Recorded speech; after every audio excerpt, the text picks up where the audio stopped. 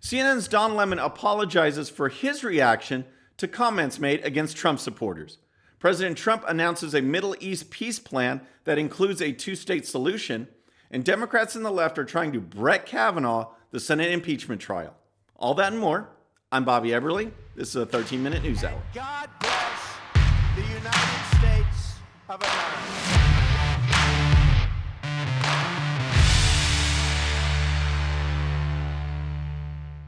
All right, friends, welcome to the show. Happy Wednesday. I hope you're having a great week. Mine is flying by. It's been pretty good. So let's continue it. Let's talk some politics. We're going to talk about CNN. We're going to talk about Don Lemon. But first, I want to talk to you about President Trump and his Middle East peace plan. Because yesterday, from the East Room of the White House, President Trump was there with Israeli Prime Minister Benjamin Netanyahu announcing a new plan. A plan that actually creates a Palestinian state, authorizes and lays out borders and sovereignty for a Palestinian state, a two-state solution, something that has never really been proposed.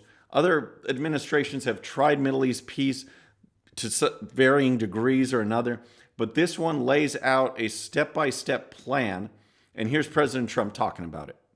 All prior administrations from President Lyndon Johnson have tried and bitterly failed.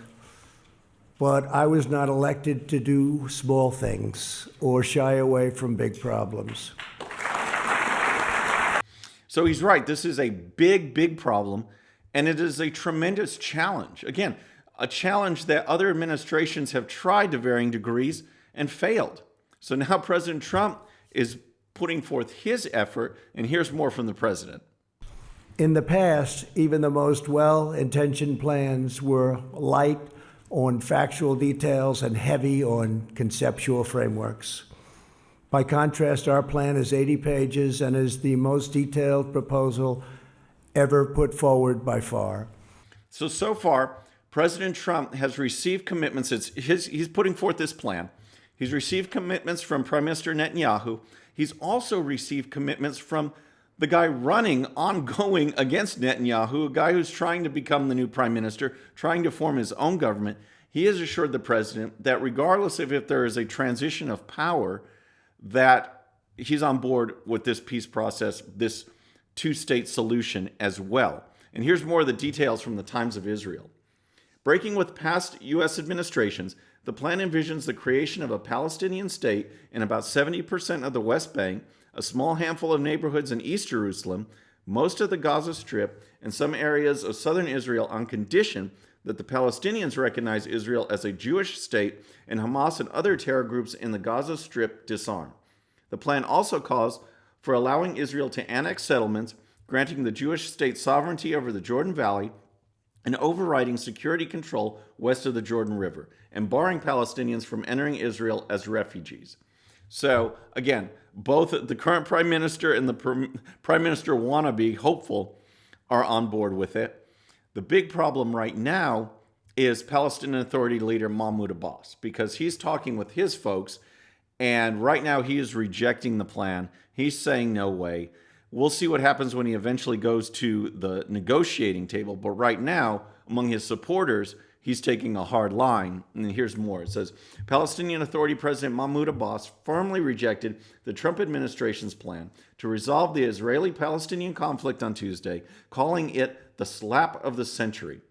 Abbas declared that Jerusalem is not for sale and the Palestinian people's rights are not for sale or bartering. So governments in Saudi Arabia, Egypt, Qatar, UAE, they're all on board with this plan. They all think it is a great idea and worth pursuing. They support it right now. So we'll see if Abbas and the Palestinian Authority come to the table or not. I hope they do. This is a great start in the direction to getting some stability in that region and peace finally.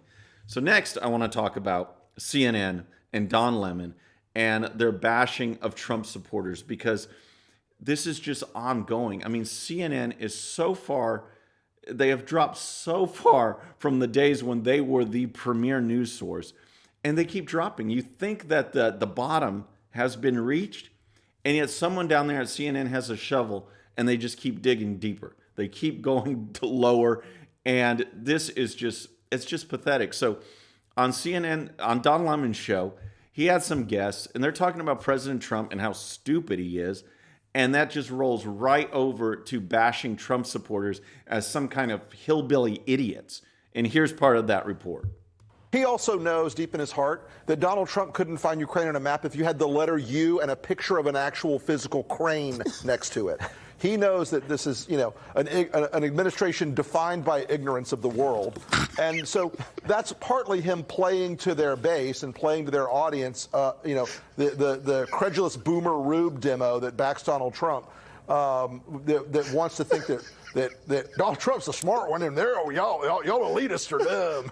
Wow, this is a news program?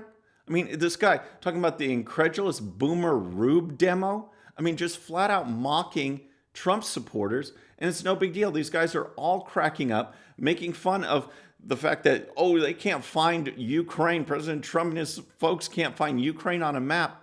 And what's funny about that is just last week, in an interview with Mike Pompeo, NPR reporter Mary Louise Kelly couldn't find Ukraine on a map. But she's one of those enlightened leftists, so I guess that's okay. But you can make fun of Trump supporters for not finding Ukraine on a map. Just funny that their joke actually happened, and actually happened to a leftist. Here's more from them. You elitists with your geography and your maps and your spelling, even though your math and your reading. That was good. Sorry, Rick. That was a good one. I needed that.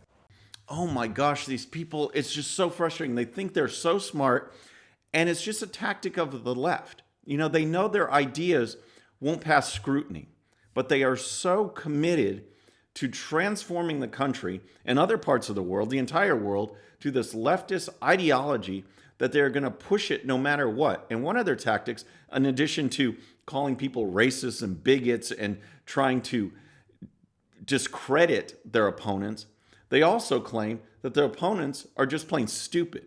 Otherwise, you'd be on board. They claim they're so smart, so enlightened, that they don't need to explain it because they can't explain it because we wouldn't understand. It's just pathetic. President Trump went on Twitter and he fired back saying, Don Lemon, the dumbest man on television with terrible ratings.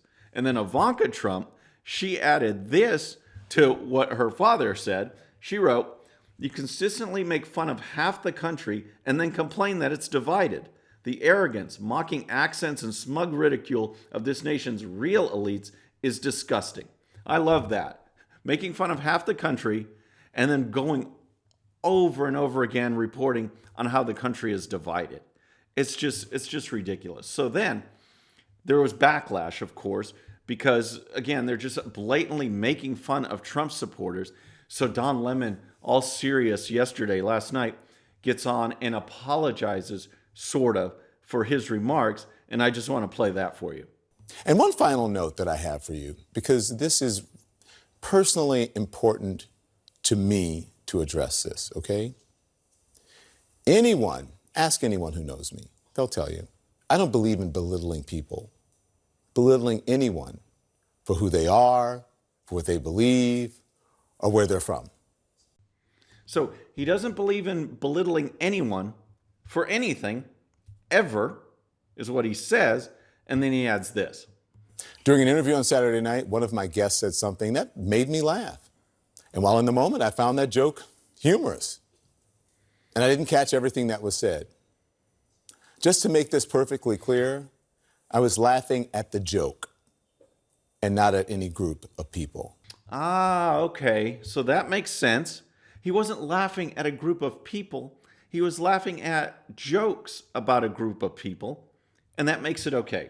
According to the left, that makes it okay. And I'll tell you why it makes it okay. And it goes back to, the whole left trying to advance their agenda by tearing down the right and making the right look like bad guys or morons, idiots, or whatever, while they go and they do exactly what they accuse the right of doing. And the only difference in this case is because Trump supporters aren't part of one of their protected groups. The comedians have been getting so much heat for old jokes that they've made, against homosexual population or different races or ethnicities or disabled, all these jokes people used to laugh at. Well, aren't they laughing at the jokes and not the people? Nope. According to the left, you're laughing at those people. You're denigrating them. You're lowering them. You're being mean. You're being insensitive. But here, they're saying, nope, he's not being mean or insensitive. He would never do that. He's just laughing at the joke. So in one case, the left says you are tearing down the people. Here, you're just laughing at the joke. And again, that's because Trump supporters are not one of the protected classes of the left. They are a target, and they'll continue to be gone after, just like Lemon and these idiots did on the show.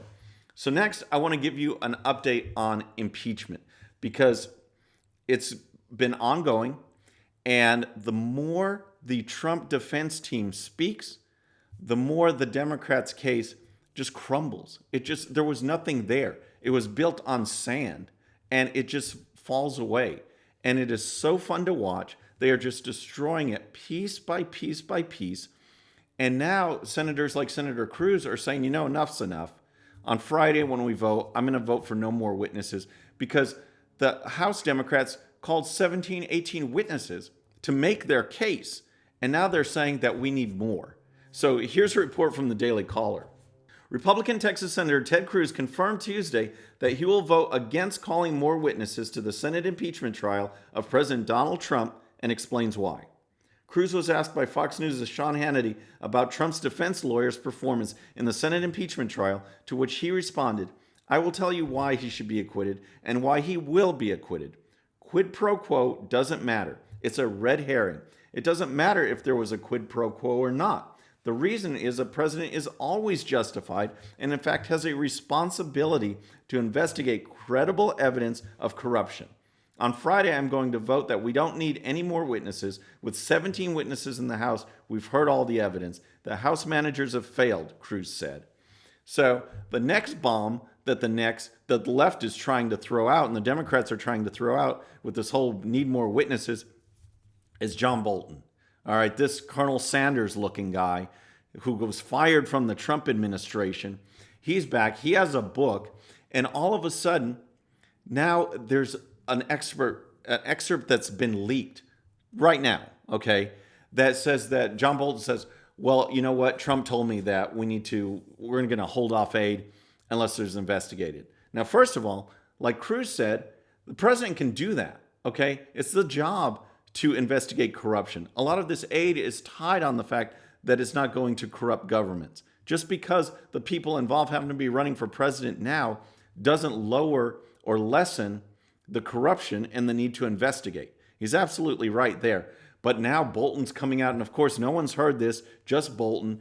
And that's why they're trying to Brett Kavanaugh the situation, where person after person, accuser after accuser came out, no corroborating evidence whatsoever. We had to listen to all that.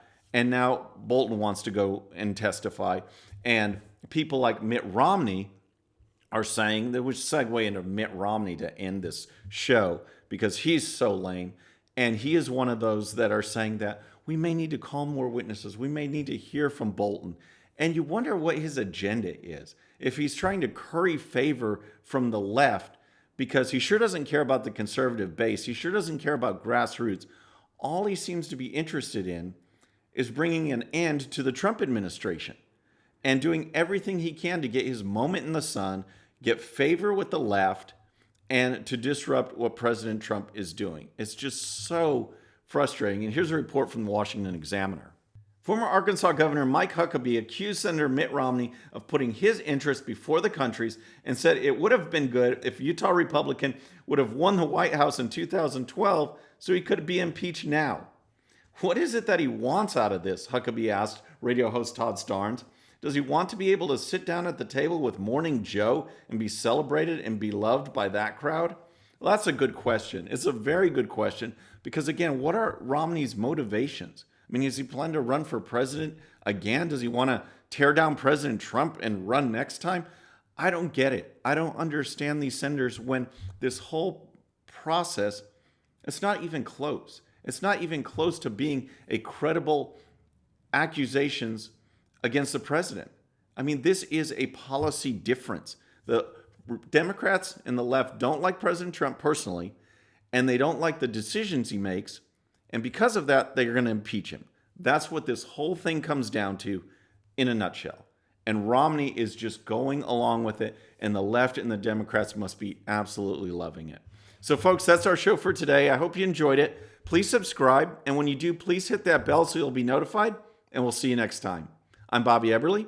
This is a 13-minute news hour.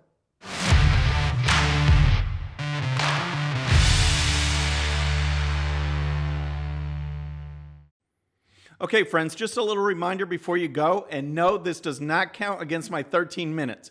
Please hit the subscribe button below and tell your friends. And if you happen to miss our last show, you can check it out right here. And also for great conservative news and commentary, please check out GOPUSA.com. All right, folks, we'll see you on the next show. Have a great day.